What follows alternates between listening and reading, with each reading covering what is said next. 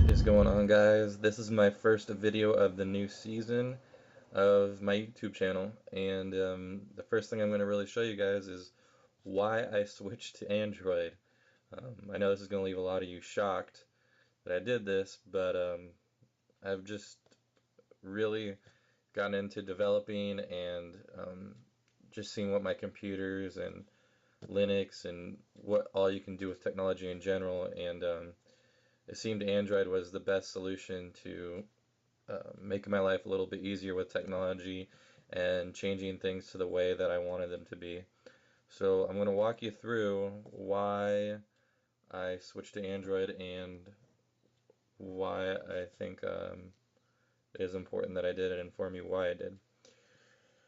Um, First thing I'm going to tell you is Android is obviously a lot different than the iPhone. It's not a simple layout. The layout is obviously it's not just a bunch of different icons for your apps and stuff, but there are actually widgets and things you can customize for your phone just to make it a lot easier for you. But a lot of people don't like that. They just like their apps to show up on the screen, which is completely fine. If you want your life to be simple, I always tell people, or like you want a simple phone and you don't want to think about stuff too much, get an iPhone. Do not get an Android because it's definitely a change, a big change. Um, but as far as productivity goes, and you're a business person and you're always constantly wanting to be updated on your life and, you know, stay on schedule, then I highly recommend getting an Android. The phone we're going to use today to show this off is the Nexus 4. And this phone is, I'd like to call it Android's iPhone because they only come out with them every year and a half or so. And the reason behind this is because they want the user to have the best pure Android feel they can get. And so that is why I got this phone, is because I love pure Android. I just like the way it functions and how you're always the first one to get all the updates as far as firmware updates go and software updates go. The first thing we're going to talk about is the customization, though. The customization on this phone, or Android phones in general, um, is awesome. You can change pretty much anything. You could do live backgrounds if you wanted to, which is probably the coolest thing ever because you can't do that on a iPhone. Um, it's just an awesome feature that you're able to do that. It could really show it off to your iPhone friends, like, oh, look what my Android can do. Can your iPhone do that? Another cool feature is widgets. Widgets are an awesome customization option.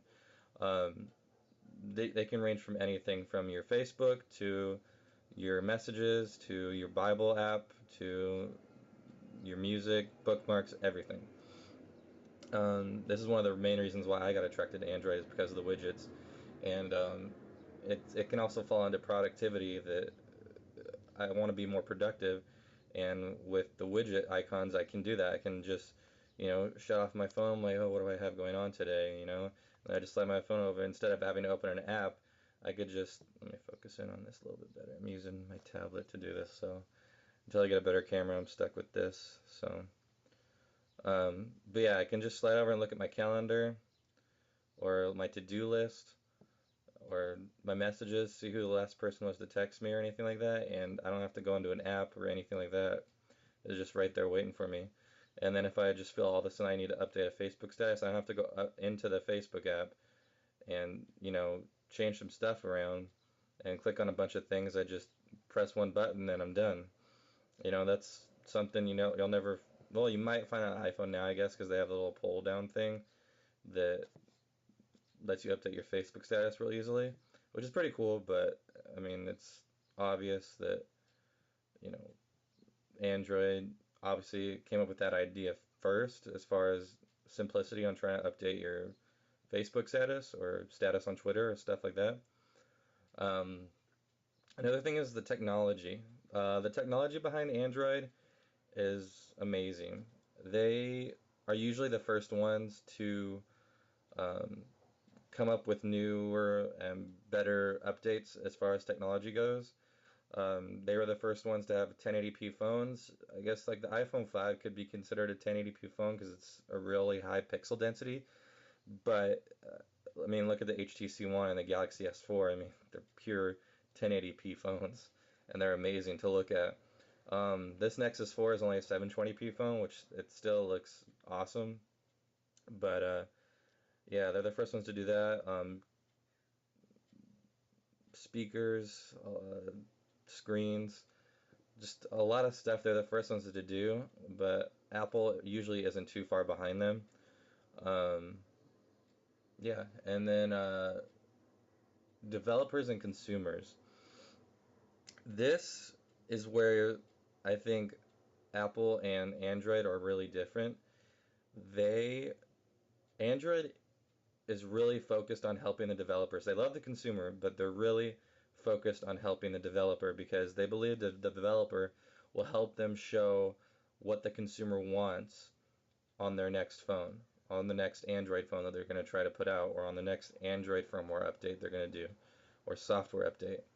Um, it makes it really easy to hack these phones. I don't mean this hack as in like get a virus, but hack as in customize everything that you want your phone to be. And I think that's awesome because that's what I've done with all my tablets and my Android phones.